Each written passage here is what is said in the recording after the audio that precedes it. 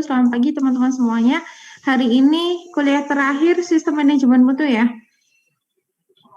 Hari ini materi terakhir akan disampaikan oleh Mbak Sabrina sama siapa Mbak? Sama Rina, Bu. Sama Mbak Rina Fitriana. Oke.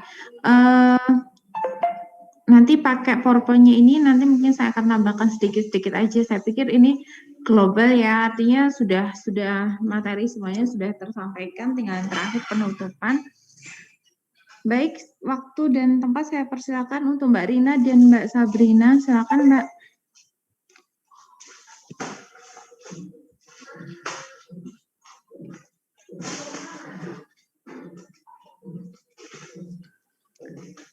Assalamualaikum warahmatullahi wabarakatuh. Waalaikumsalam warahmatullahi wabarakatuh. Di sini kami akan menyampaikan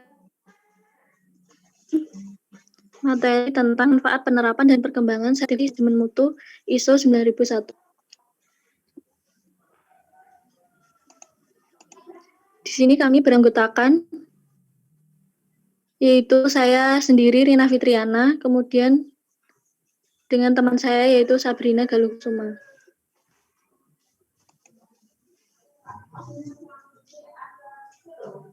Manfaat penerapan ISO.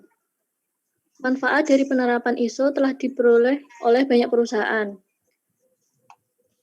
Beberapa manfaat ISO diantaranya adalah sebagai berikut, yaitu 1.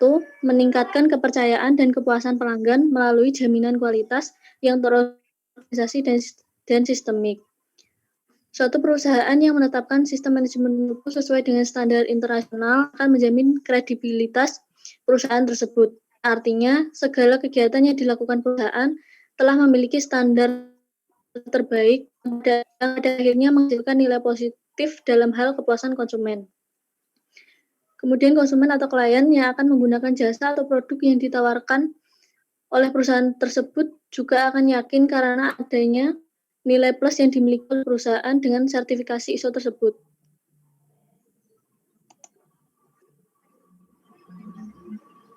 Print selanjutnya.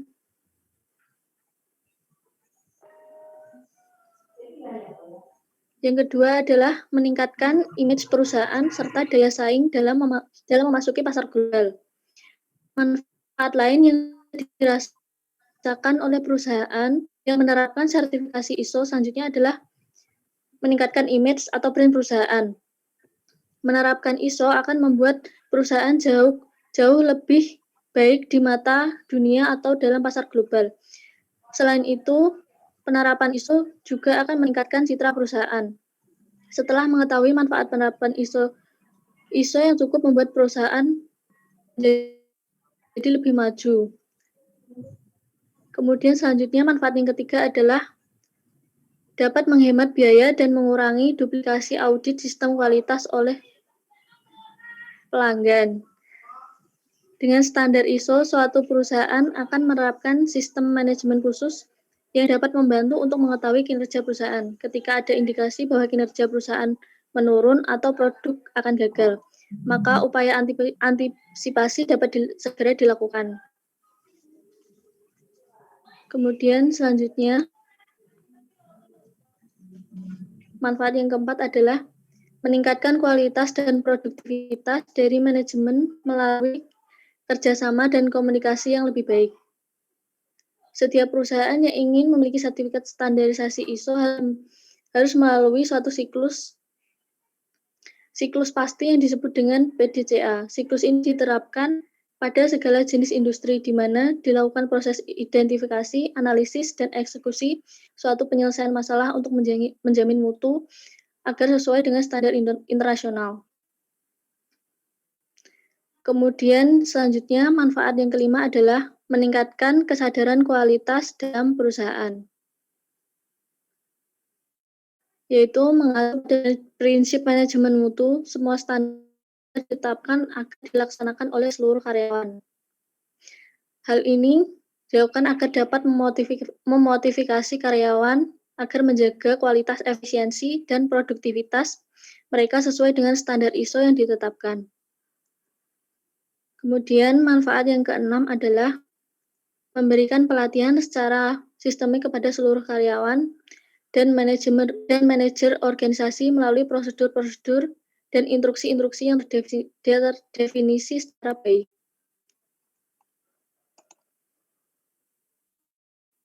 Selanjutnya adalah perkembangan sertifikasi sistem manajemen mutu ISO 9001.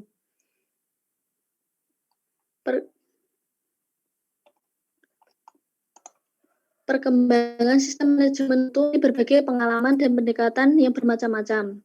Secara besar, perkembangan evaluasi mutu adalah sebagai berikut. Yang pertama yaitu era tanpa mutu, yaitu ketika era di mana persaingan belum terjadi karena produsen belum banyak, sehingga konsumen belum diberi kesempatan untuk memilih. Kemudian yang kedua adalah era infeksi. Era ini dimulai oleh perusahaan yang memproduksi barang ketika mulai adanya persaingan antar produsen. Perusahaan mulai melakukan pengawasan terhadap produknya. Yang ketiga adalah era pengendalian mutu. Merupakan era yang lebih menekankan pada pengendalian keseragaman produk dan pengurangan aktivitas inspeksi, serta dilakukan departemen teknis dan departemen inspeksi. Dalam era ini terdapat perubahan dalam penanganan mutu produk. Kemudian yang keempat adalah jaminan. Era ini dimulai pada tahun 1960-an. Era ini dikenal dengan adanya konsep Total Quality Control. Jaminan mutu difokuskan pada peningkatan kemampuan untuk memenuhi persyaratan mutu. Oleh karena itu, jaminan mutu dilaksanakan secara berkesinambungan sistematis, objektif, dan terpadu dalam menetapkan masalah dan penyebab. Kemudian yang kelima adalah era manajemen mutu terpadu. Total Quality Management atau TQM dimulai pada tahun 1980-an. Era ini menekankan pada manajemen strategi. TQM bertujuan untuk meningkatkan kepuasan pelanggan, mencapai keunggulan kompetitif, serta mengutamakan kebutuhan para konsumen oleh orang dalam organisasi. Kemudian yang keenam adalah era sistem manajemen mutu atau ISO. Era ini dimulai pada tahun 1943 pada masa Perang Dunia Kedua, di mana sekutu mulai mengalami kesulitan dan mendapatkan bahan peledak. Hal ini terkait dengan mutu bahan peledak untuk keperluan militer.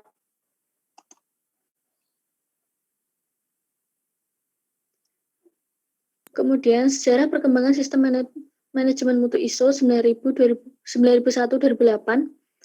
dipicu dengan banyaknya persoalan mutu dalam industri teknologi di negara Inggris selama Perang Kedua, seperti amunisi yang meledak saat masih di pabrik pembuatnya, sehingga dibuatlah standar yang dikenal dengan kode BS 5750 yang merupakan cikal bakal ISO 9000. Perkembangan berikutnya tahun 1994 dikeluarkan standar ISO tentang sistem manajemen mutu versi 1987 yang memiliki struktur sama dengan BS 5750 dengan 3 model pilihan berdasarkan ruang lingkup aktivitas organisasi, yaitu model ISO 9001 pada tahun 1987 yang digunakan untuk penjaminan mutu atau quality assurance dalam desain, pengembangan, produksi, instalasi, dan pelayanan pada organisasi yang memiliki menghasilkan produk baru. Kemudian model ISO 9002 pada tahun 1987 yang digunakan untuk penjaminan mutu dalam produksi, instalasi, dan pelayanan tanpa aktivitas menghasilkan produk baru. Kemudian model ISO 9003 pada tahun 1987 yang digunakan untuk penjaminan mutu dalam pengujian dan inspeksi akhir.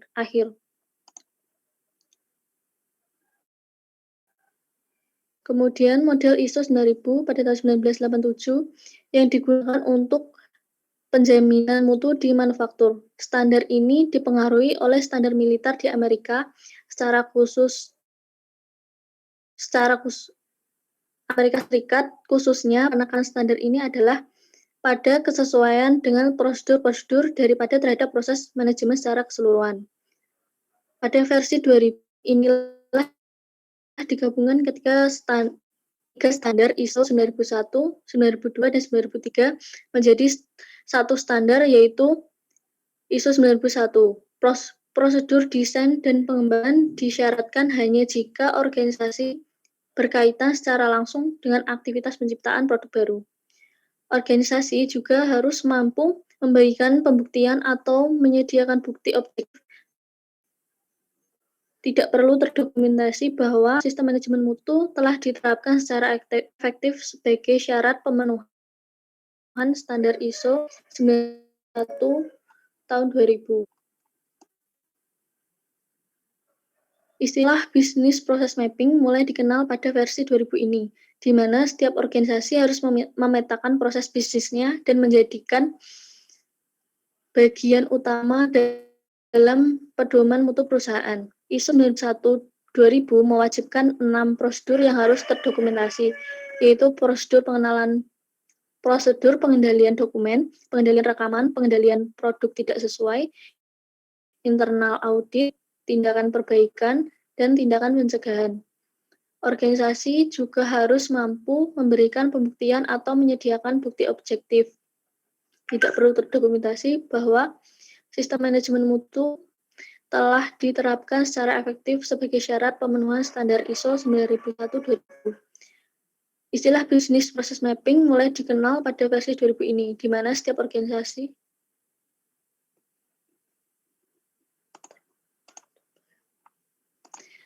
Kemudian yang selanjutnya adalah contoh perusahaan yang menerapkan ISO 9001. Hal ini akan disampaikan.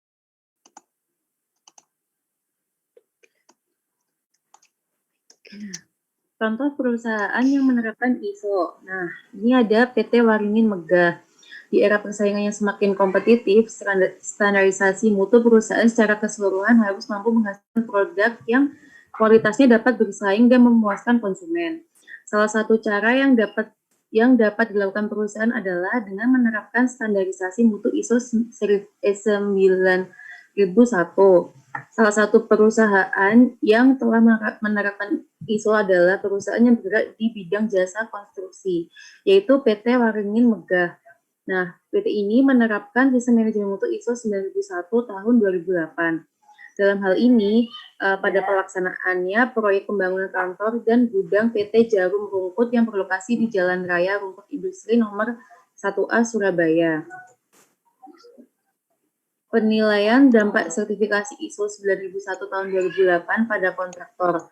Dalam penilaian dampak sertifikasi ISO 9001 tahun 2008 pada kontraktor PT Waringin Megah, yaitu dengan cara melihat kondisi perusahaan sebelum dan sesudah mendapatkan standarisasi ISO 9001 tahun 2008, serta melihat berdasarkan jumlah hasil perolehan proyek selama perusahaan sebelum dan sesudah mendapatkan standar ISO 9001 tahun 2008, yaitu mulai dari tahun 2006, 2007, 2008, 2009, 2010, 2011, dan 2012.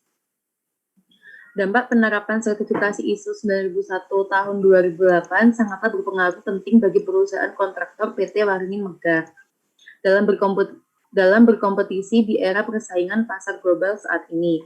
Sertifikasi ISO 9001 tahun 2008 mempunyai dampak positif bagi perusahaan kontraktor PT Waringin Megah.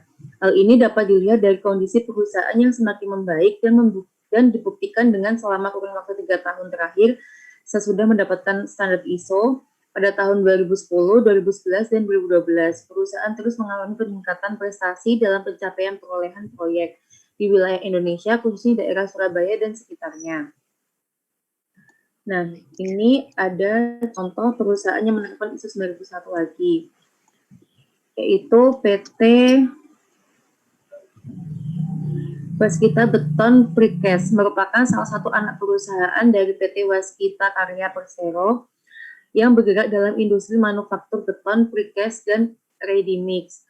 Nah, PT Waskita Beton Precast ini mengoperasikan 10 pabrik precast yang salah satu cabangnya yaitu PT Waskita Beton Precast Plant Sidoarjo yang dibangun pada Januari 2015. Nah, ini memiliki lahan seluas 6,16 hektar dengan 2 batching plant.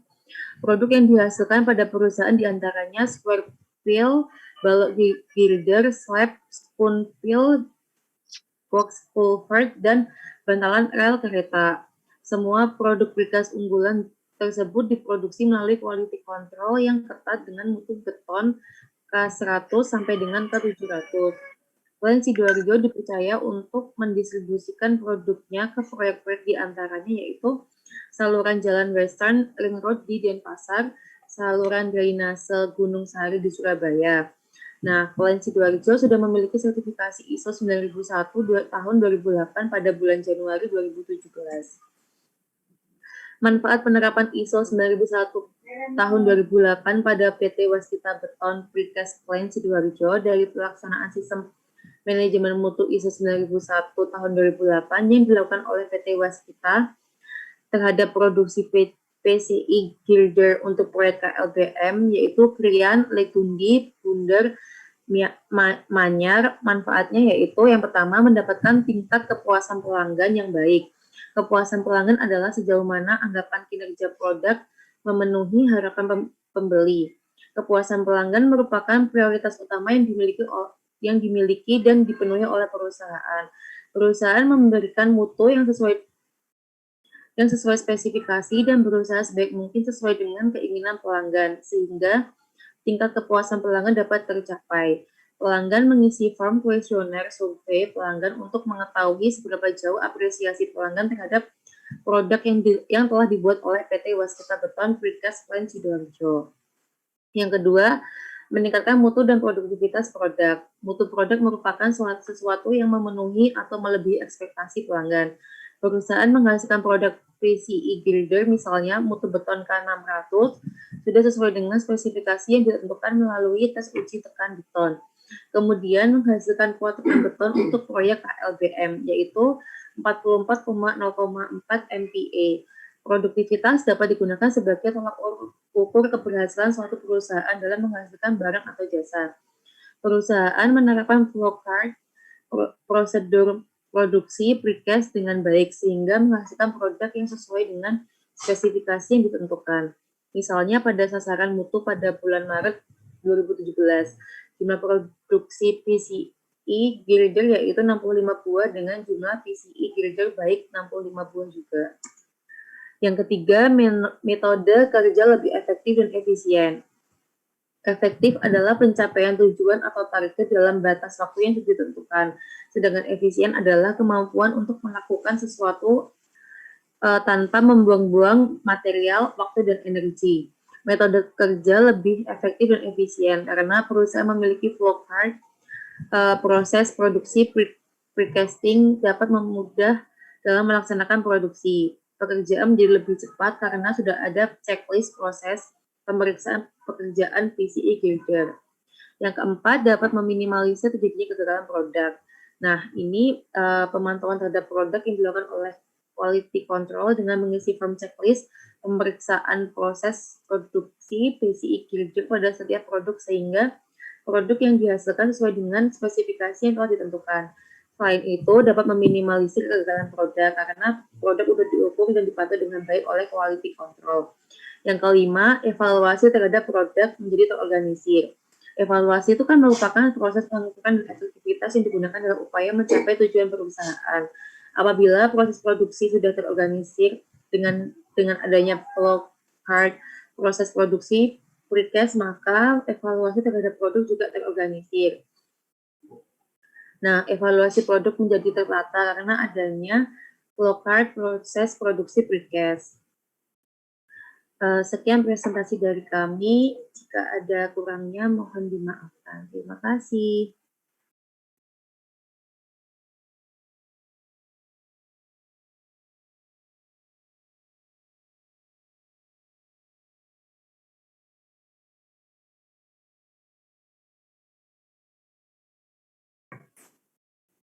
Sudah, Bu. Oh, sorry. Ternyata saya offin itu. Oke, Mbak Sabrina dan Mbak Rina, terima kasih banyak atas presentasinya. Mungkin yang lain, ayo kita diskusi dulu. Ada yang mau diomongkan? Ayo.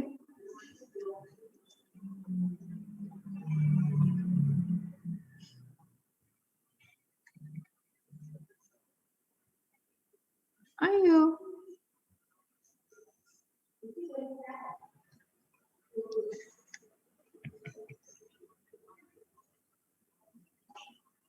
Ayo. Halo. Halo Bu. Ayo. Waduh.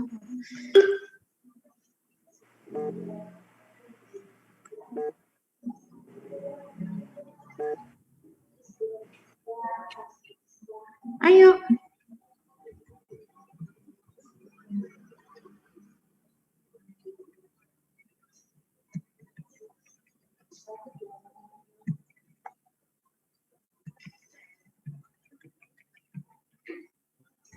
Hei, kamu pada diem tuh gimana? Ayo, tanya, diskusikan dengan kelompok penyaji. Ayo. Hei, gimana sih? Suara saya emang nggak jelas ya? Jelas Bu, tapi mungkin pada kebingungan mau nanya apa. Ya udah tanya aja apa. Masa nggak tahu? Sebenarnya Mbak Sabrina sama Mbak Rina punya nggak data perkembangan jumlah anggota member negara yang tergabung di dalam ISO? Terus atau berapa banyak organisasi di dalam suatu negara yang sudah berstandar ISO? Ada nggak? Yang terbaru. Jadi Indonesia ada berapa perusahaan atau ada berapa organisasi yang tersertifikasi ISO? Punya nggak Mbak Sabrina?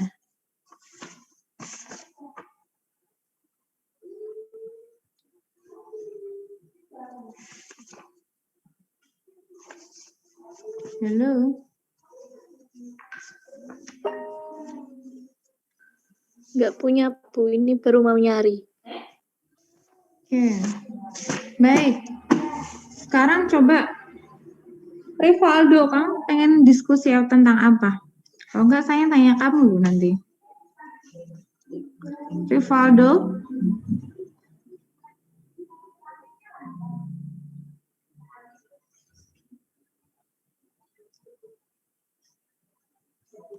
Ya Bu,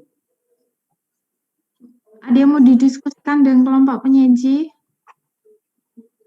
sebentar Bu, masih lihat PPT-nya dulu. Ada PT-nya. Kamu udah Ya. share Mbak? Saya share di grup kelas, Bu. Oh.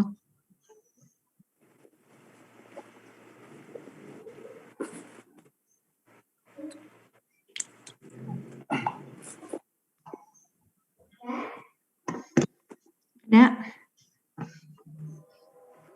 Kalau gitu, saya pengen tanya Mas Rivaldo, menurutmu Mas, manfaat internal bagi perusahaan apa sih kalau menerapkan ISO ini?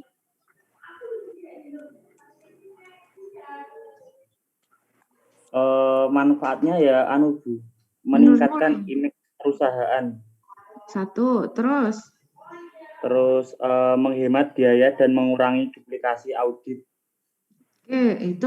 itu dari si penyaji. Menurutmu, gambarmu mana sih Mas? Kamu nggak ada sih Mas? Ada Bu. Coba apa? Ayo, jangan seperti yang di itu. Menurutmu secara logismu aja, logikamu. Meningkatkan kualitas produktivitas Bu. Ya itu udah ada tadi. Terus kenapa kok produktivitas itu meningkat kalau ada sistem manajemen mutu?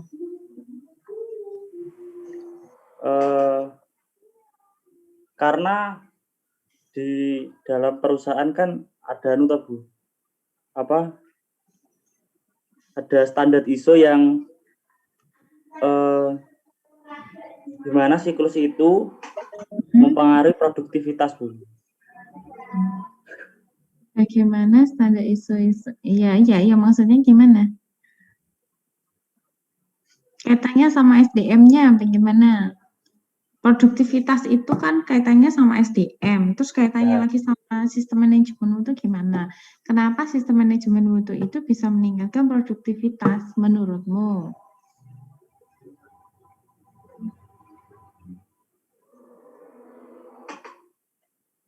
Karena di dalam produktivitas di dalam SDM itu bisa untuk menyelesaikan mutu perusahaan di dalam standar internasional dengan kualitas yang diberikan oleh perusahaan. Kamu baca ya? Menurutmu?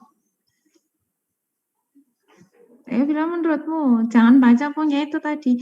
Kenapa hubungannya? Kamu bilang tadi meningkatkan produktivitas perusahaan. Hubungannya apa? Produktivitas itu meningkat sama SMM. Gitu loh. Apa yang membuat SMM ini bisa meningkatkan produktivitas? Karena dia berdampaknya pada apa? Kalau produktivitas itu kaitannya sama SDM, itu apa hubungannya? Gitu loh.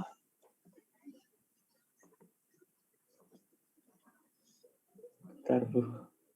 Yang menjalankan perusahaan tuh sumber daya manusia bukan? Ya.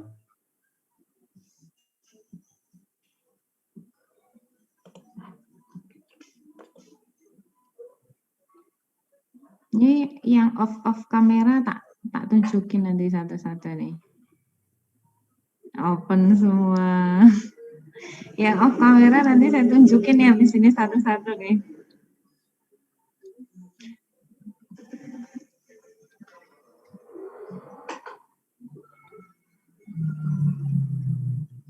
Ini nggak ada di buku Mas sebenarnya, di logika aja sebenarnya.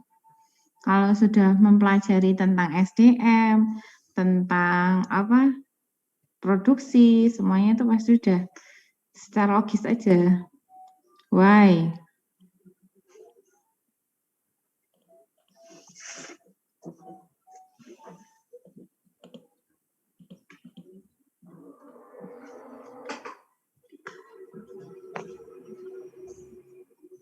Tadi apa aja Mbak? Kamu Mbak?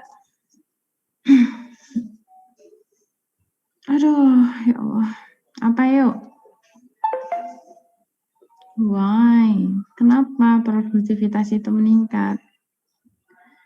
Nggak usah dicari di Google, Mas. Ini di Logiska aja. Bisa kok. Saya tidak mencari jawaban yang teoritis banget, tidak. Ini menurutmu, bagaimana menurutmu? Apa yang membuat hubungannya bahwa dengan sistem manajemen mutu itu akan meningkatkan produktivitas. Produktivitas yang di sini yang kamu maksud produktivitas apa? Mesin, apa tenaga kerja manusia atau apa? Bu, sehingga memintakan daya beli produktivitas itu karena permintaan, Bu. Apalagi hubungannya sama daya beli? Jangan kamu ke daya beli dulu. Daya beli itu hubungannya sama eksternal, sama konsumen. Ini internal. Why? Kenapa dengan perusahaan itu menerapkan sistem manajemen mutu bisa meningkatkan produktivitas? Why? Pertanyaan saya itu, kenapa? Apa hubungannya? Artinya ini di internal perusahaan aja gitu, Mas. Yang kamu maksud di sini produktivitas apa nih? Mesin? Atau produktivitas tenaga kerjanya atau apa? Produktivitas tenaga kerjanya, Bu. Ya, apa hubungannya? Kenapa produktivitas tenaga kerjanya SDM-nya itu meningkat dengan perusahaan menggunakan sistem manajemen mutu? Kenapa? Why?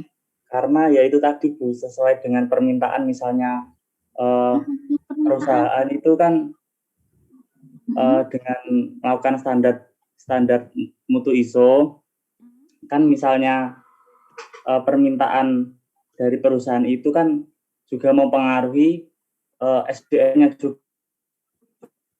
Iya, mempengaruhinya dalam hal apa? Cara kerjanya, produktivitas kerja. Produktivitas kerjanya, iya. Mana? Berapa pertemuan kita? 13 pertemuan ya. Mbak Dewi, bisa bantu Mbak Dewi? Menurutmu gimana Mbak? Ya, kalau menurut saya itu, karena kan kalau misalnya perusahaan pakai sistem manajemen mutu, itu berarti berpengaruh terhadap kinerja karyawan, katakanlah begitu. Kenapa? Karena pasti perusahaan itu memilih, bakal ada seleksi gitu loh, buat cari ibaratnya karyawan gitu. Jadi nggak sembarangan. Jadi karyawan yang diterima pun itu pasti memiliki SDM yang baik, sehingga ketika mereka udah kerja di perusahaan itu juga bakal membantu produktivitas dari perusahaan itu. Menurut saya seperti itu tuh mungkin. Oke, berarti pemilihan SDM yang berkualitas ya. Terus ada kaitannya dengan bagaimana suatu perusahaan ketika sudah menerapkan sistem manajemen mutu, dia akan apa? Tujuh prinsip sistem manajemen mutu. Fokus pada pelanggan, kepemimpinan, dan ada satu lagi. Kalau teman-teman ingat di pertemuan ke berapa ya? 10 atau 11, itu apa? Kita bahas tentang apa? Adanya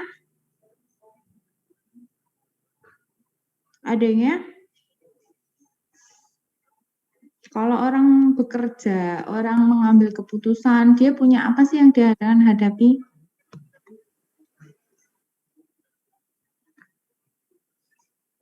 Resiko bukan Bu? Resiko. Terus hubungannya apa sama resiko? Masalah, Bu. Masalah, iya masalah, Mas. Masalahnya gimana? Kamu bisa jawab nggak? Resiko. Bu, ini Mm-mm. nggak stabil, Bu. Apanya Sinyal nggak saya, stabil? Ya Allah. Emang kamu di mana? Di sekre Bu kayaknya.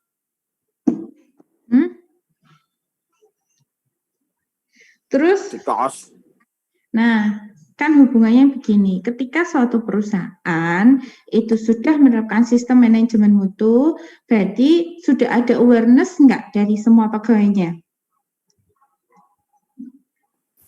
Ada. Nah, dengan perusahaan itu bergabung atau bersertifikasi ISO, itu bisa meningkatkan kepedulian semua pekerjanya dari tingkat top manajemen sampai dengan yang bawah, itu semua ada kepedulian terhadap perusahaan. Artinya ketika semua sadar akan peduli terhadap perusahaan, mereka akan bekerja sesuai dengan standar yang telah ditetapkan. Kalau sesuai standar, tujuannya apa standar itu dilakukan? Untuk meningkatkan produktivitas salah satunya. Kalau semua sudah sadar, pegawainya sudah sadar, sudah artinya sudah peduli terhadap lingkungan perusahaan, dengan tujuan perusahaan, dengan apa yang akan dilakukan perusahaan, dengan kegiatan perusahaan, dengan langkah-langkah yang dilakukan perusahaan, dengan keputusan top manajemen, dia akan bekerja sesuai dengan yang telah ditetapkan sehingga tercapai produktivitas dari perusahaan. Terus hubungannya apa tadi? Kalau misalkan resiko tadi, kenapa? Ketika perusahaan itu sudah menerapkan sistem manajemen mutu di dalam perusahaannya, masing-masing pekerja itu sudah peduli bahwa setiap hal yang dilakukan, setiap hal yang diputuskan, setiap hal yang diambil suatu tindakan pasti mengandung sebuah resiko. Itulah kenapa mereka bekerja sesuai standar mutu, salah satunya adalah untuk mengurangi yang adanya resiko. Ganang, silakan Ganang. Tuh Mbak Sabrina ada yang mau tanya. Ya Bu.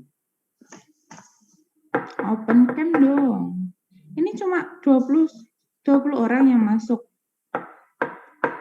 Pertanyaan saya itu, seberapa penting ISO bagi wirausahawan pemula?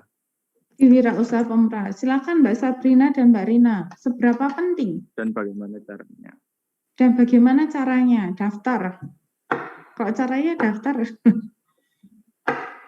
Ya Bu.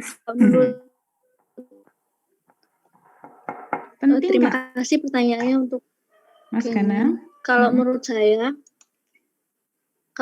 itu penting nggak penting ya Bu. Kalau biasanya kan kalau perusahaan startup itu biayanya untuk pendapatannya kan masih belum stabil. Sementara ISO sendiri kan juga harus mengeluarkan biaya. Jadi menurut keuangan dari perusahaan tersebut, kalau misalnya memungkinkan, ya akan lebih baik kalau dia bersertifikasi ISO. Terus bagaimana caranya? Karena nanti Caranya menghubungi lembaga sertifikasi Ya, Mbak Sabrina yang mau nambahin? menyediakan sertifikasi ISO. Mbak Sabrina mau nambahin? Sama kayak Rina, Bu, jawabannya. Sama? Ada yang lain? Siva, silakan jawab. Bantu jawab. Sif? Silakan Siva, bantu jawab. Pertanyaan Gana. Ya, sebentar, Bu. Ojo digolekin ning Google. Enggak. Nggak ada yang di Google. Menurut saya, kalau untuk wirausahawan pemula, ISO itu belum seberapa penting karena juga untuk memiliki standarisasi ISO itu juga perlu biaya dan pengalaman usaha yang lama gitu, Bu. Yang lain? Billy, bantu jawab Billy. Billy, bantu jawab Billy. Penting nggak menurutmu untuk startup itu ISO?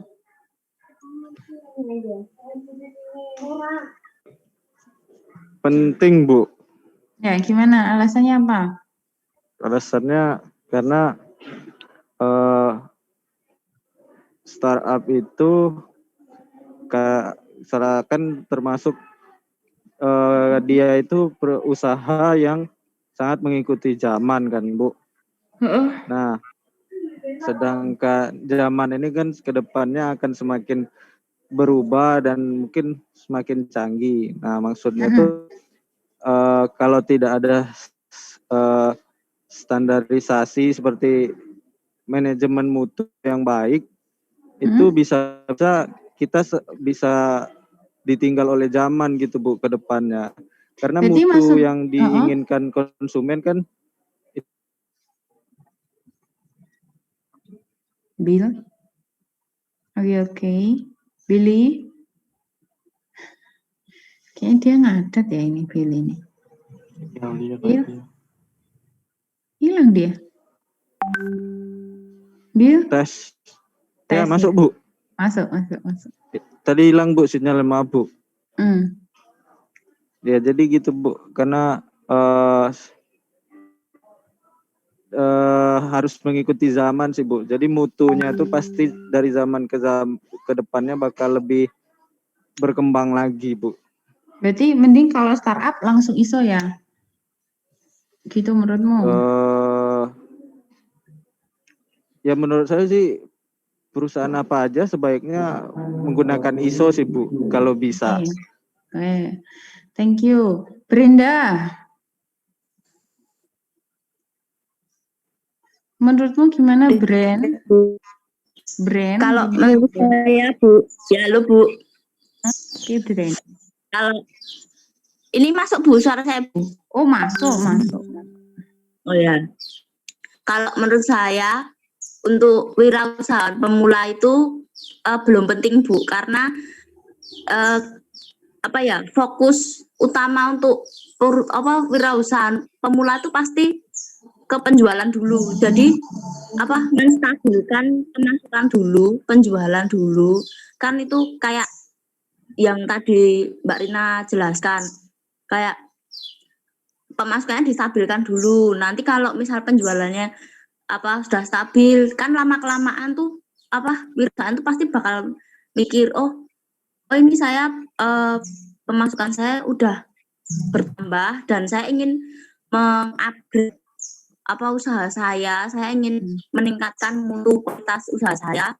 Bagaimana caranya? Saya akan tinggal dia memikirkan kedepannya untuk itu tadi, Bu, gitu. Oke. Bu, saya mau nambah boleh, Bu? Oh ya, Mbak Dewi, silakan Mbak Dewi. Kalau menurut saya mungkin itu belum terlalu penting. Kenapa? Karena kan startup pemula itu ibaratnya untuk kalau ISO kan ada banyak sekali yang diteliti misalnya, atau kepemimpinan kah, dari manajemennya kah, atau SDM-nya dan sebagainya itu. Jadi mungkin mereka pun belum punya bahan yang untuk diteliti itu, tetapi bukan berarti juga mereka tidak berfokus pada manajemennya atau pengolahan organisasi perusahaannya tersebut tetap diolah, tapi mungkin untuk ke sertifikasi ISO-nya mungkin juga belum memenuhi standar berkas-berkasnya seperti itu mungkin. Seperti itu, Bu. Ya. Terima kasih. Ya. Jadi kalau menurut saya Mas Genang, kembali lagi apa yang menjadi tujuan dari si startup ini. Tujuannya apa? Dia mainnya di kelas apa? Satu, kalau dia hanya di pangsa pasar domestik, saya pikir belum tentu membutuhkan yang namanya sertifikasi ISO, karena di lokal aja, di domestik aja kita punya SNI. Untuk produk ya, untuk produk ada SNI. Tapi kalau memang startup ini tujuannya adalah ekspansinya, adalah ekspansi internasional, dia tujuannya adalah ekspor sebagai perusahaan eksportir, it's must, itu harus gitu loh. Jadi memang harus ada sertifikasi itu, karena salah satu artinya brand image dari perusahaan itu bisa dibangun dari adanya standar ini, standar ISO ini kalau untuk yang internasional. Kalau masih lokal, saya pikir kita punya ada standar nasional sendiri ya, artinya tidak harus. Kalau kata Billy, seharusnya seperti itu Bu semuanya, harusnya seperti itu, tapi semua kembali ke dalam perusahaan masing-masing. Dia bergerak di bidang apa, dia memang tujuannya perusahaan itu bagaimana. Kalau memang dia salah satu perusahaan lokal, tapi dia mau ekspansi lokal juga, tapi dia mau menggait investor asing. Salah satunya adalah tadi contohnya Mbak Sabrina, ada kontraktor ya. Nah ya, tadi kontraktor ya. Salah satunya seperti itu, karena beberapa investor-investor asing yang mau menanamkan saham di dalam perusahaan atau di Indonesia, dia mau membangun aset misalkan di Indonesia, dia butuh developer atau kontraktor yang memang sudah bersertifikasi ISO, meskipun itu dibangunnya di Indonesia. Artinya untuk menggait investor untuk datang ke kita, salah satunya adalah seperti itu. Gitu. Jadi kembali lagi tujuan dari si startup ini apa gitu. Startup bukan startup itu tidak melulu dalam benak kita, jangan dianggap sebagai bisnis yang kecil awal-awal UMKM seperti itu, enggak. Jadi startup itu bisa dia dari perusahaan yang sudah memang besar, artinya mungkin dari suatu perusahaan yang mau bikin anak perusahaan, itu bisa jadi skalanya sudah besar, dan itu tergantung dia tujuannya apa si perusahaan itu. Kalau menurut saya seperti itu. Jadi back to perusahaan lah, seperti itu ya. Oke, ada yang lain? Selain Mas Ganang?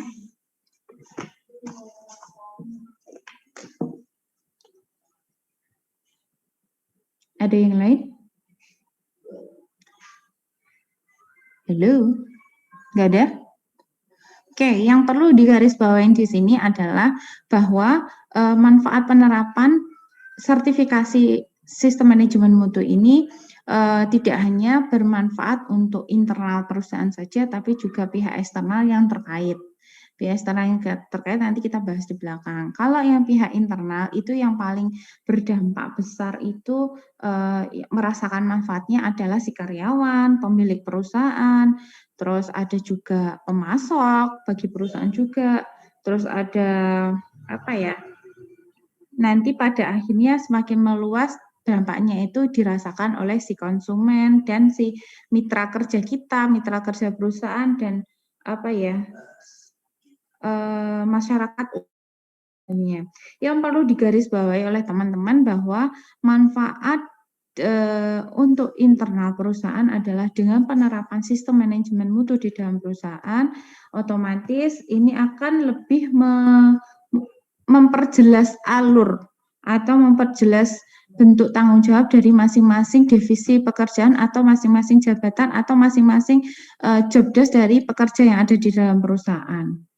Jadi akan semakin jelas, karena apa? Tidak ada lagi tumpang tindih job description di dalam perusahaan, karena diatur sedemikian rupa bahwa satu pekerjaan atau satu tanggung jawab atau satu jabatan itu memiliki tanggung jawab yang jelas atau memiliki job desk yang jelas.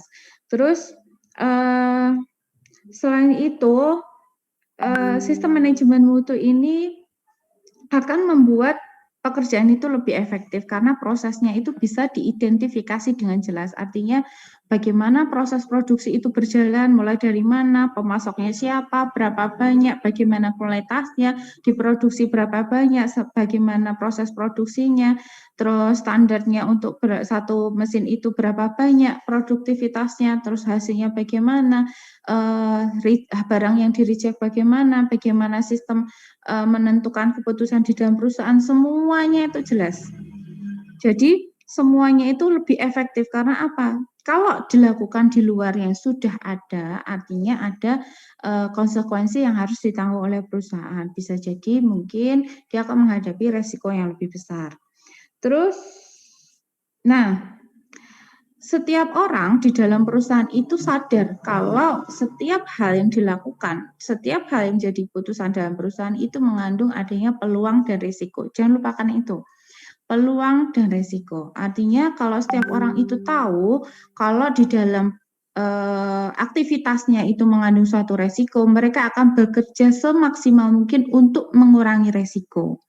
Semaksimal mungkin untuk mengurangi risiko. Artinya dampaknya salah satunya tadi apa? Meningkatkan produktivitas gitu. Terus komunikasi, tadi disebutkan oleh Mbak Sabrina, komunikasi tercipta secara efektif karena masing-masing bagian. Kalau teman-teman ingat bahwa menciptakan komunikasi di bab berapa ya itu waktu itu kemarin, bahwa setiap divisi dalam mau memutuskan suatu putusan atau mencari permasalahan, mereka harus selalu mengkomunikasikan. Yang kemarin tuh apa ya? Yang fish apa kemarin ya? Backbone fish tuh loh. Evaluasi dan peningkatan itu kemarin juga dibahas. Pada intinya gini, dengan menerapkan sistem manajemen mutu, komunikasi itu akan terjadi efektif karena apa? Tidak hanya yang berkepentingan misalkan meningkatkan produksi, yang berkepentingan hanya di divisi produksi saja tidak, tapi dia harus mengkomunikasikan dengan pihak-pihak terkait seperti SDM. SDM harus menyediakan orang yang sesuai, orang yang tepat, orang yang mampu untuk mengelola produksi, untuk meningkatkan produksi tersebut. Terus yang kedua, divisi pemasaran.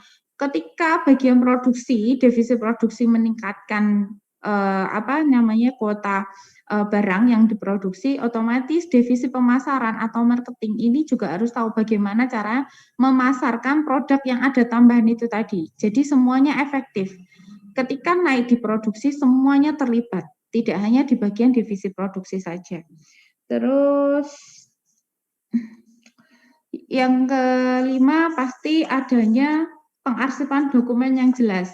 Semuanya dicatat atau didokumentasikan dengan baik oleh perusahaan sehingga ketika ada sesuatu yang harus mau dikoreksi atau diaudit itu sudah tertata dengan rapi. Artinya semuanya sudah jelas tercatat di situ.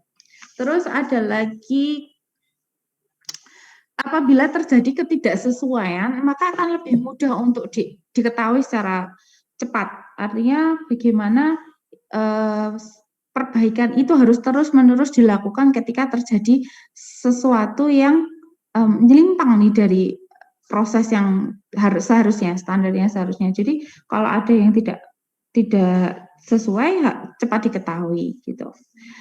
Terus setiap orang pastinya ketika sudah dari manajemen puncak ketika dia sudah membagikan informasi bahwa apa yang menjadi tujuan perusahaan, bagaimana perusahaan akan melakukan itu untuk mencapai tujuannya dan bagaimana standar yang harus ditetapkan, otomatis semua personel di dalam perusahaan itu akan tahu bagaimana cara mencapai sasaran mutu itu. Sehingga salah satu akibatnya adalah dapat meningkatkan kinerja dari personal dalam perusahaan itu. Adanya efisiensi biaya, tenaga, waktu, semua bisa dikendalikan. Karena apa? Semuanya bekerja sesuai dengan standar mutu yang telah ditetapkan. Sehingga dampaknya apa? Kalau terjadi efisiensi di sini adalah mengurangi yang namanya retur atau reject, produk reject. Terus yang ke-9, mendorong setiap orang yang ada di dalam perusahaan, siapapun itu, untuk lebih aware, lebih peduli terhadap perusahaan, kondisi perusahaan, apa tujuan perusahaannya itu. Jadi semua itu peduli. Oh, ini perusahaan itu mau tujuannya apa? Mau meningkatkan kepuasan pelanggan. Ya sudah, semua bergerak sesuai dengan apa yang jadi job description-nya. Terus, nah, hal yang terpenting yang harus digarisbawahi adalah dengan sistem manajemen mutu ini akan mendorong kepada budaya perusahaan bahwa perusahaan itu harus berprinsip atau berpatokan pada 7 prinsip mutu. Siapa yang tahu 7 prinsip mutu? 7 prinsip mutu. Ada yang tahu? Tadi salah satunya sudah saya sebut ya. Fokus kepada pelanggan. Ya sudah kita pelajarin, fokus terhadap pelanggan. Kalau nggak salah itu di awal-awal ya, sudah ini ya. Terus ada kepemimpinan. Pemberdayaan karyawan. Apalagi? Pendekatan proses. Perbaikan, Bu. Perbaikan berkelanjutan. Terus? Hubungan komunikasi, keputusan berdasarkan fakta, dan semuanya itu berpikir bahwa semua hal itu harus berbasis pada resiko. Itu yang intinya. Terus kalau manfaat secara eksternalnya apa? Tadi apa aja Mbak manfaat eksternalnya? Mendapatkan pengakuan, ya kan? Mendapatkan pengakuan dari internasional karena sertifikasi ISO itu diakui lebih dari 190 negara. Nah, Mbak Sabrina tahu nggak sekarang ada berapa member di dalam ISO itu sendiri, organisasi ISO sendiri? Berapa negara?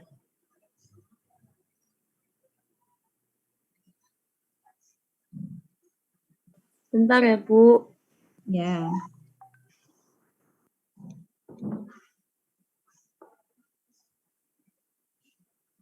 Udah sana. Ditulis dulu. Nanti habis itu baru dan baca. Jadi ini per 2020 ada 165 anggota organisasi internasional untuk standarisasi. Oh, Berarti ada ya. 165 anggota. 165. Oh ya, all members satu. Tahun 2000 berapa nih? 2000 saya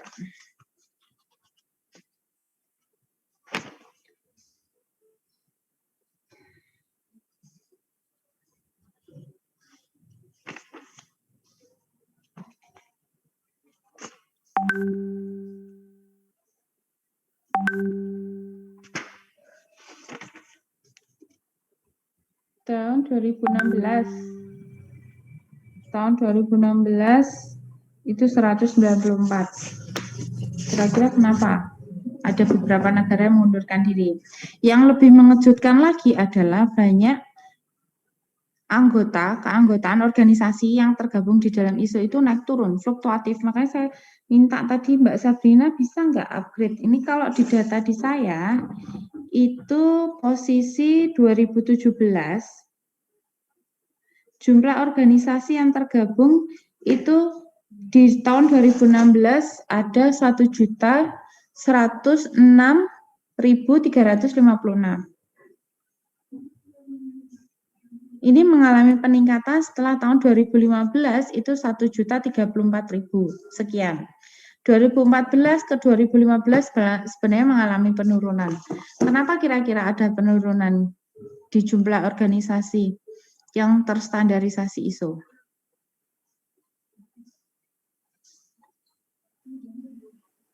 Tidak dapat mempertahankannya, Bu, mungkin. Jadi, memang ada beberapa organisasi-organisasi yang belum melakukan reaktivasi lagi sertifikasinya. Kan itu sertifikasi berjangka kan, berjangka waktu tertentu kan, dari sekian tahun, 2-3 tahun kalau nggak salah. Sertifikasi itu bisa dipegang 2-3 tahun. Tapi ketika sudah jatuh tempo, dia harus melakukan sertifikasi ulang. Itu harus salah satu yang harus dilakukan ketika kita mempunyai sertifikasi adalah untuk meresertifikasi lagi. Terus selain itu ada juga yang tidak melanjutkan karena itu kembali lagi ke kepentingan perusahaan bahwa kadang ada yang merasa penting, ada yang kayaknya nggak penting lah gitu.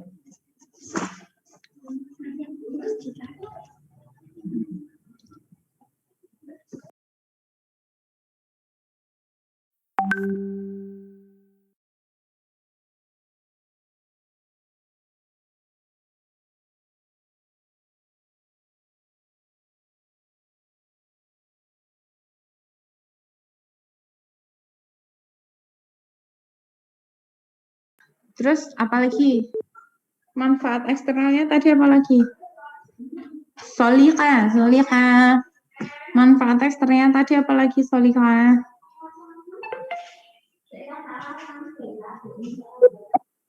Manfaat apa Bu tadi Bu? Eksternal, secara eksternal. Manfaat eksternal saat menggunakan ISO. Iya. Bu, produktivitas meningkat. Eksternal.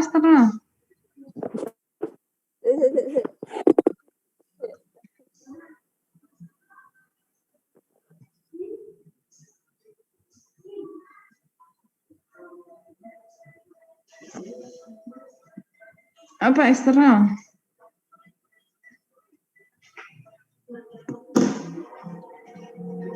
Tadi kan salah satunya adalah diakui bersertifikasi ISO karena diakui di banyak negara di dunia. Terus tadi sudah saya sebutkan ada yang namanya untuk menarik investor eksternal. Terus apa lagi?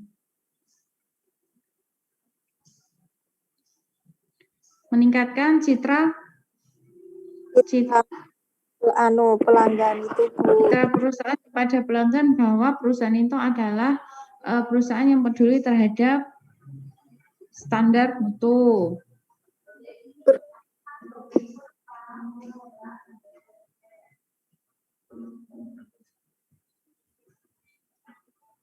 Ada lagi itu sebagai syarat atau jaminan bahwa sebagai syarat atau jaminan dalam mengikuti proses tender pada instansi pemerintah ataupun internasional yang mempersyaratkan itu.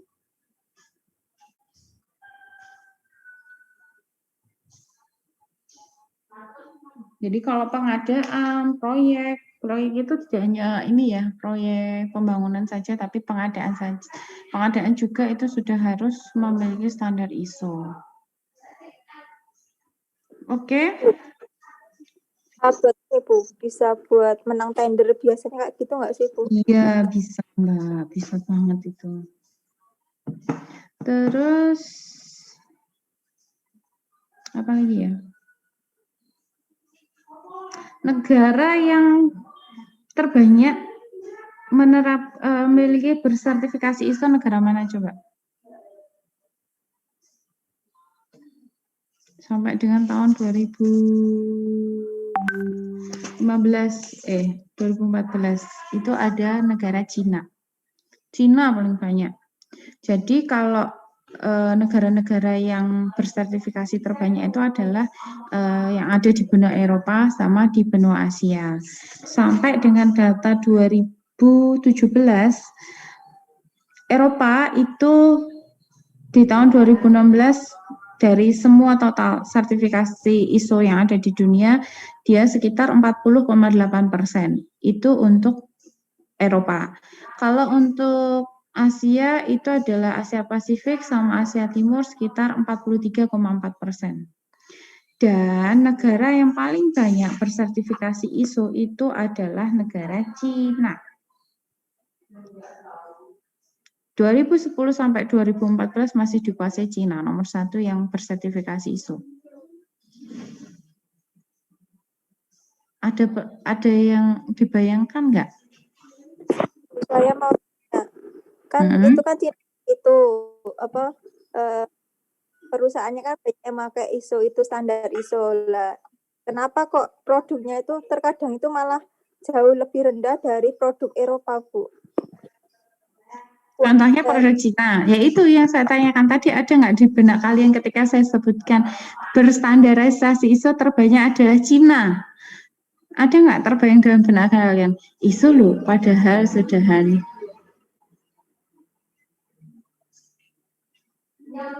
Ada yang bisa jawab? Apa Bu tadi? Kan saya sebutkan, dari tahun 2010 sampai 2014 di dunia ini, yang bersertifikasi ISO terbanyak itu adalah di negara Cina. Terus Mbak Solihah tanya, Bu, kenapa? Dia kan sudah ber-ISO banyak ya, kenapa kok produknya itu masih kalah sama produk Eropa? Why?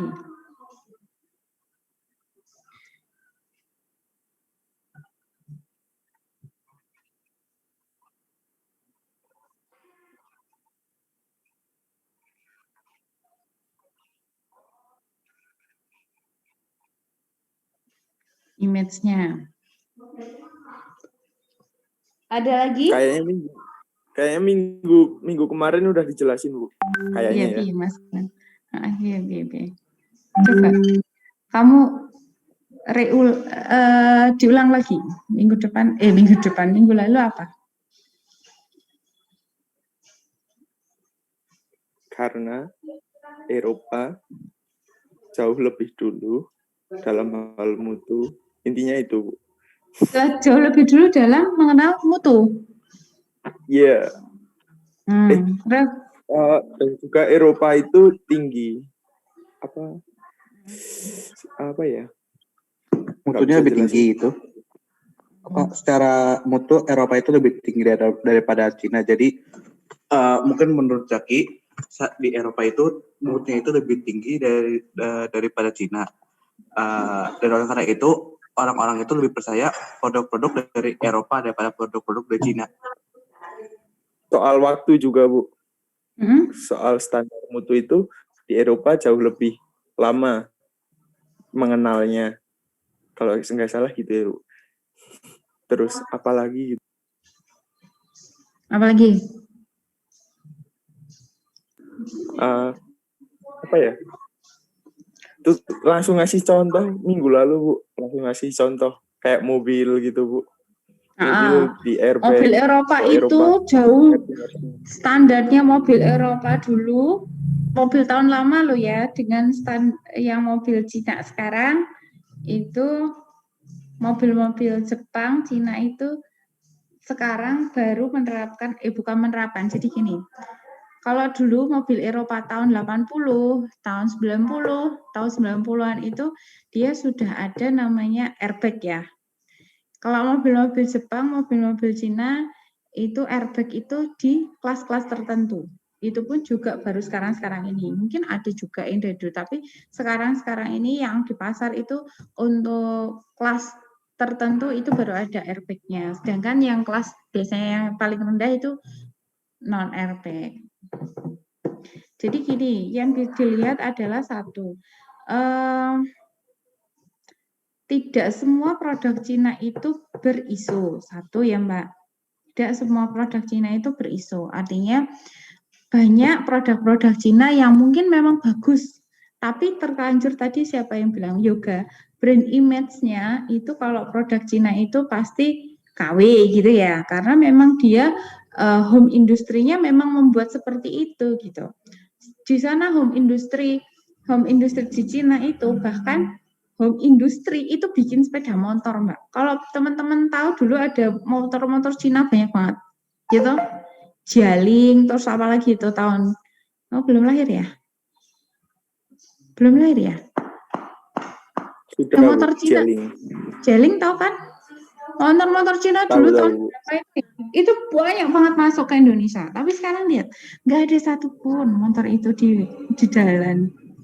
Di jalan tuh nggak ada gitu. Artinya home industry aja mereka di sana bisa bikin motor loh Mbak. Kalau di Indonesia mana mungkin udah bisa bikin motor home industry kan? Gitu. Satu itu. Tapi kan belum tentu kenapa waktu itu kok bisa masuk ke pangsa pasar internasional. Dilihat Mbak pangsa pasarnya mana. Kalau itu masuk ke Eropa kayaknya nggak mungkin. Tapi lihat pangsa pasarnya mana, Asia juga, kayak siapa Indonesia. Kenapa Indonesia? Karena peminat Indonesia itu termasuk negara yang tingkat konsumtifnya tinggi, ya kan? Dulu ada mobil Jepang, Honda misalkan katakanlah gitu. Motor Jepang Honda misalkan. Honda itu dijual dulu misalkan satu unit motor itu 15 juta. Mobil Cina itu bisa harga 7 juta, 5 juta. Biaya produksinya home industry di sana, pernah saya ikut seminar ekspor impor itu loh yang diambil dari bahan Cina, itu satu motor itu paling 1.500.000 sampai 2 juta, Mbak. Tapi kenapa tidak berstandarisasi ISO kok bisa masuk ke Indonesia? Why? Tanyakan pada konsumen Indonesia termasuk Anda. Anda pengguna produk Cina nggak? Saya tanya. Pengguna produk Cina? Ya kan? Banyak banget produk Cina tuh. Belum tentu yang produk Anda pakai itu berstandarisasi ISO perusahaannya. Tapi saya bilang tidak semua produk Cina itu seperti itu. Artinya memang ada perusahaan-perusahaan yang memang fokusnya di mutu juga gitu. Tapi kenapa kok banyaknya Cina gitu? Ya memang Cina perusahaannya banyak di negara Cina itu kan perusahaan industri kan memang dia. Fokusnya di industri dan ekonomi terbesar di dunia saat ini masih dipegang oleh Cina sebenarnya. Gitu. Terus yang kedua itu ada negara Italia, Jerman, Jepang sudah masuk ke 5 besar juga, Spanyol. Jadi kalau Asia itu yang masuk 5 besar itu baru Jepang sama Cina. Jepang sama Cina yang masuk. Karena memang apa? Dua negara ini adalah dua negara industri yang memang pangsa pasarnya adalah pangsa pasar internasional. Gitu. Kenapa Eropa kok tidak begitu? Salah satunya memang Eropa itu mengenal mutu terlebih dahulu dibanding kita. Makanya standar mutu Eropa itu tinggi banget. Kalau bisa dibandingkan produk-produk Eropa itu kalau dibandingkan dengan produk-produk Jepang dan produk-produk Cina, harganya memang jauh lebih mahal, tapi memang mutunya bagus banget. Gitu. Kalau orang mau mencari kenyamanan, biasanya dia mencari produk Eropa. Tapi kalau orang mau mencari body, istilah yang diputar lagi, dijual lagi, itu biasanya kalau mobil itu mobil Jepang sama mobil Cina. Cina pun juga mobil kayaknya ada beberapa aja ya masuk di Indonesia ya. Tidak semuanya ya. Mobil Cina apa sekarang di Indonesia? Wuling yang lagi in banget ya. Terus apa lagi? Ada nggak sih? Ada kok. Cuma Wuling deh. Cuma Wuling. Toto itu apa ya? Ada lagi, Bu. Tata itu India ya? Tata India. DFSK, Bu. Apa? Iya, kalau nggak salah. Tata India. Tata India kan? Tata India. Terus apa lagi ya? Kita NL Cina si Jinggas. DFSK itu, Bu. FSK itu yang mana? Tapi memang yang paling ramai yang baru rilis. Oh, baru rilis ya? Tapi yang paling gejar sekarang memang Wuling ya. Di Indonesia sekarang yang promotnya masih kencang banget tuh Wuling. Terus ada lagi yang mau didiskusikan?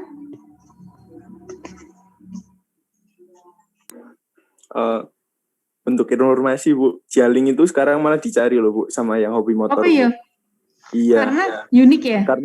Karena enggak, Bu, diambil mesinnya. Karena harga murah, mesinnya lebih cepat dari Supra. Kan itu mirip Supra kan, Bu, yang Jialing 110. Jialing itu Supra. Supra zaman dulu loh, guys. Supra yang pertama kali keluar itu tahun apa 2 tahun setelah Supra keluar muncul Jialing di pasaran. Karena sekarang banyak yang suka main Astrea itu, Bu. Kan Astrea mesinnya nggak kuat, nah pakai mesinnya Jialing. Jadi sekarang malah Jialing Honda Astrea. Honda Astra Ya, yang lama itu diganti dengan mesinnya Jaling. iya. Jadi sekarang malah mahalan Jaling daripada Supra. Tapi Jaling kan udah nggak ada Thomas yang baru. Setahu Kalau saya yang baru Jaling, kayaknya nggak ada, Bu. setahu saya itu Jaling itu dipakai di, aku pernah lihat itu di gunung-gunung itu loh Mas. Orang-orang mau ke pasar, mau ke ini tuh naik Jaling itu loh. Ya, itu Naiknya soalnya pakai murah tapi mesinnya bandel, Bu. Jaling itu home industry kalau di sana. Bayangkan home industry aja Jaling, berarti home industry skalanya sana tuh skala besar juga toh. Iya. Boleh apa dulu lah. Sama aja dulu.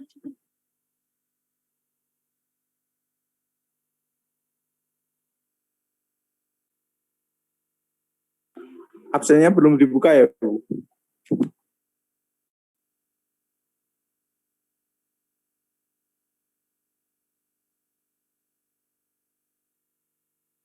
Sudah ya, absen sudah saya buka itu. Masa belum masuk? Saya cek belum, Bu. Belum, Bu. Saya barusan cek belum. Nggak ada di sini. Tadi sudah saya simpan nih. Tapi nggak ada di sini. Masih pertemuan ke-13 kemarin. Saya lagi buka ini. Oke. Sebentar. Halo. Udah.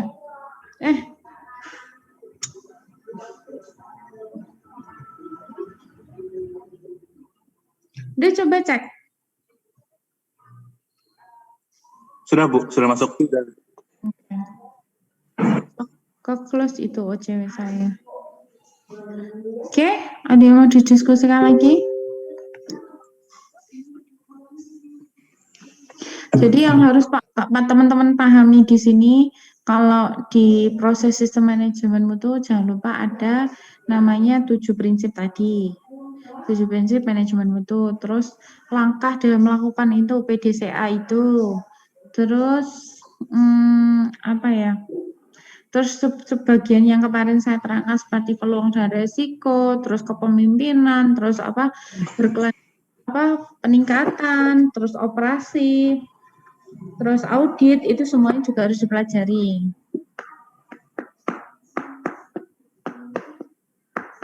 Kepemimpinan juga ya. Oke, ada lagi yang mau didiskusikan? Ada, Bu. Jadi ya, oke, saya akhiri ya. Ini pertemuan kita terakhir untuk sistem manajemen mutu. Jadi kita masih punya kelas tinggal POM aja ya. Ya, Bu. Tinggal POM. Itu pun Mbak Sabrina tolong confirm ke pelayanan apakah POM itu harus 24 kali pertemuan. 22 ya berarti. Kalau dikurangin sama sama UTS sama UAS kan harusnya 22. Kalau praktikum ya. Nah, kalau ini kan udah pas kan ya, 16 kali pertemuan kan kita 2 untuk UTS sama UAS. Iya, Bu. Bener ya, Mbak? Iya, Bu. Confirm dulu ke pelayanan, praktikum itu harus 24 kali pertemuan, dipotong UAS sama UTS, apakah cukup 14 kali pertemuan? Ya. Bu, ini nanti saya tanyanya ke pelayanan yang di FEB apa yang di vokasi, Bu? Di Mas itu loh, Mas Rozi itu loh. FEB. Mas Ozi itu di mana ya? Vokasi ya? Vokasi. Oh gitu ya. Oh ya udah, Bu. Nanti nggak nomornya Rosi? Nggak punya, Bu. Nanti tak kesana aja nggak apa-apa, Bu. Loh, kamu mau di mana? Di Solo. Oh, kamu di Solo. Ya. Itu loh Mbak, biasanya Mas Rosi itu di gedung 5. Iya, gedung 5 ya.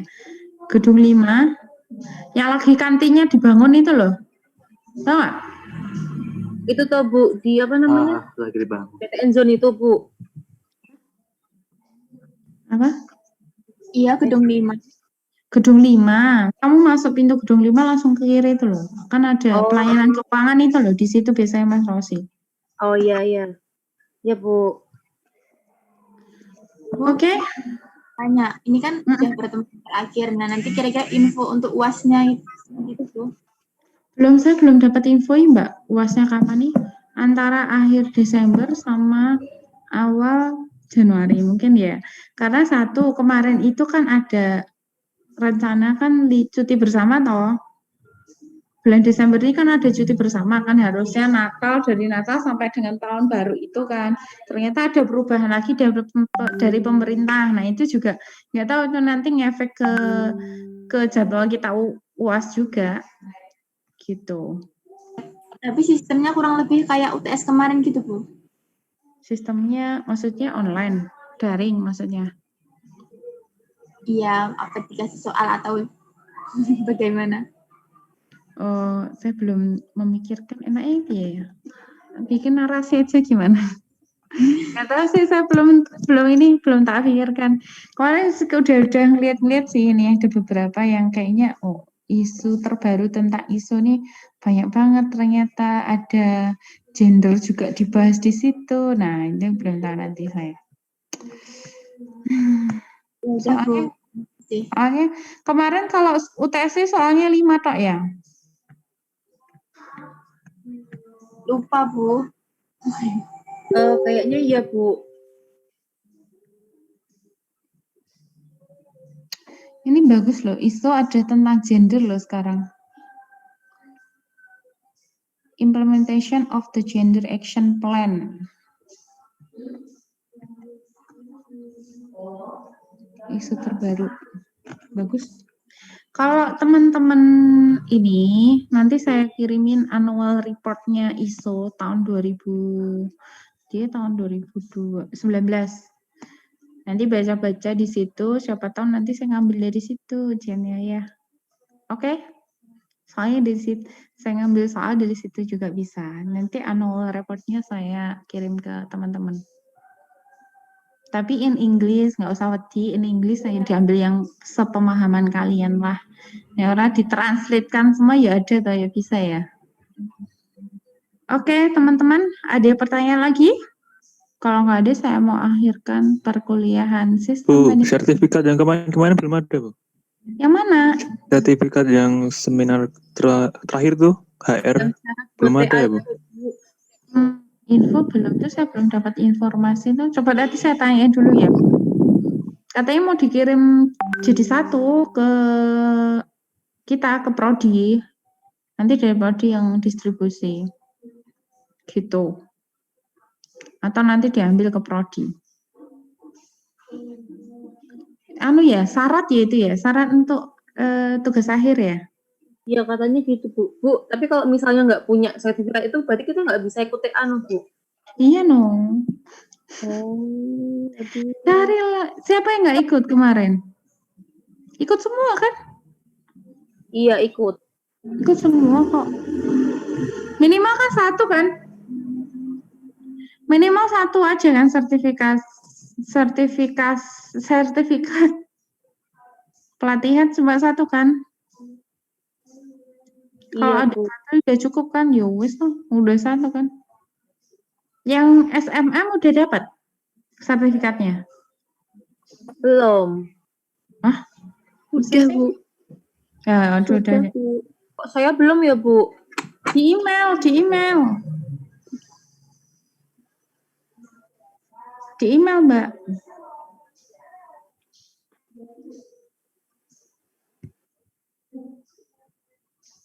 Revisi surat informasi UAS. Nah, ini udah ada nih isi Rehan. Rehan mana? Kenapa nggak bilang di sini? Rehan kok nggak ada di sini? Malu, Bu. Itu ada, Bu. Mana? Oh iya. S1, S2, S3. Perkuliahan setelah UTS pada tanggal 9 November 31 UAS akan dilaksanakan. Oh, Januari awal UASnya. Tanggal 4 sampai tanggal 9. Jadwalnya disesuaikan dengan jadwal perkuliahan, berarti hari Selasa. Dilakukan secara daring dan prosesinya menggunakan sistem OCW atau sistem lainnya yang sesuai. Oke. Dalam hal jawaban masih kurang, guna memenuhi keterangan pertemuan tetap muka perkara bisa diganti di lain hari Sabtu muka periode. Awal Januari. UASnya awal Januari. Liburan dulu kita, baru ujian. Iya kan? Oke. Liburan akhir tahun. Jalan-jalan dulu. Bu, tapi kalau misalnya nggak dapat sertifnya itu gimana Bu yang SMM itu? Yang SMM kan nggak wajib toh. Yang wajib kan yang terakhir kemarin. Yang terakhir ya Bu ya? Itu kan sebenarnya kalau yang terakhir kemarin kan ada proses pelatihannya, cara menghitung, cara ini kan ada seperti itu. Kalau yang SMM itu kemarin kan seperti kuliah umum aja gitu loh. Tapi paling enggak dengan pegang sertifikat itu kamu ini loh saya sudah tahu tentang apa sih ISO itu, apa sih mutu itu gitu.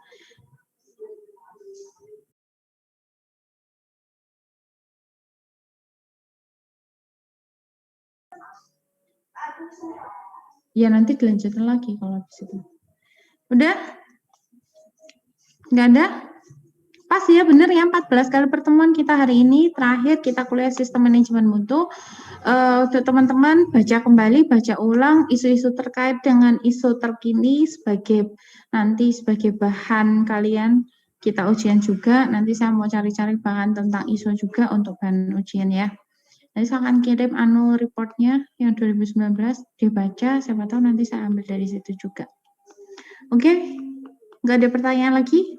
Kalau tidak, saya cukupkan. Alhamdulillah, kita sudah sampai di penghujung perkuliahan sistem manajemen mutu. Insya Allah kita masih ada pertemuan di kelas POM untuk sistem manajemen mutu. Semoga dari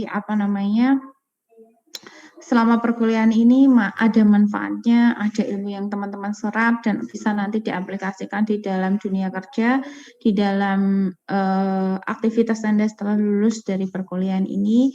Dan saya berharap tidak hanya teman-teman berakhir di sini untuk mencari ilmu apa tentang sistem manajemen mutu itu, tapi lanjutkan lagi, karena semua proses yang ada di dalam bisnis kita saat ini di sekitar kita itu masih memerlukan adanya standarisasi dan perlu kita ketahui untuk mengupgrade ilmu tentang apa sih standar manajemen mutu itu. Jadi terus upgrade tidak hanya di bangku kuliah, tidak hanya di kelas, tapi di luar itu juga harus update. Sistem manajemen mutu itu apa? Artinya setelah ini teman-teman ada isu terbaru tentang sistem manajemen mutu, yaitu kamu harus menggali lebih dalam. Salah satu proses nanti siapa tahu di dalam misalkan Anda mencari kerja itu ada pertanyaan tentang apa itu sistem manajemen mutu, meskipun itu sangat kecil ya, artinya apa keahlian Anda bisa menjelaskan, misalkan saya paham tentang bagaimana sistem manajemen mutu itu, bagaimana yang terkait dengan itu salah satu poin terpenting karena kita berada di era apa ini sekarang. Aku ngomong nggak so kecepes apa sih ya, pokoknya era sekarang itu persaingan sungguh sangat ketat sekali, jadi jangan hanya mengandalkan IPK, jangan hanya mengandalkan nilai A semua, jangan, tapi gali skill Anda, terus tingkatkan skill Anda terus menerus, jangan terpatok hanya sampai saya sudah lulus ya. Harus terus mengupgrade ilmu, harus terus mengupgrade diri Anda, ya. Oke, teman-teman semuanya, terima kasih banyak atas perhatiannya. Kalau tidak ada pertanyaan, saya tutup perkuliahan kita sistem manajemen mutu semester ini dengan bacaan alhamdulillahirobbilalamin. Semoga apa yang kita peroleh selama 1 semester ini bermanfaat untuk kita, baik di dunia dan di akhirat. Gitu ya teman-teman, terima kasih banyak. Saya mohon maaf kalau ada salah kata selama perkuliahan ini. Sama Bu. Terima kasih Bu. Terima kasih Bu. Terima kasih Bu. Terima kasih Bu. Terima kasih Bu. Terima kasih Bu. Semesternya. Assalamualaikum warahmatullahi wabarakatuh. Waalaikumsalam warahmatullahi wabarakatuh.